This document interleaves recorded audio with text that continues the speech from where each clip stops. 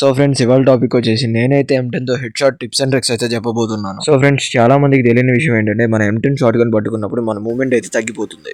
So friends మనం M10 పట్టుకొని పరిగెడుతున్నప్పుడు మన మూవ్మెంట్ అయితే తగ్గిపోతుంది. సో ఫ్రెండ్స్ మనం అయితే ఆ మూవ్మెంట్ ని పెంచుకోవడానికి ఒక క్యారెక్టర్ స్కిల్ అయితే వాడాలి. ఆ క్యారెక్టర్ స్కిల్ పేరే ఎజిలిటీ.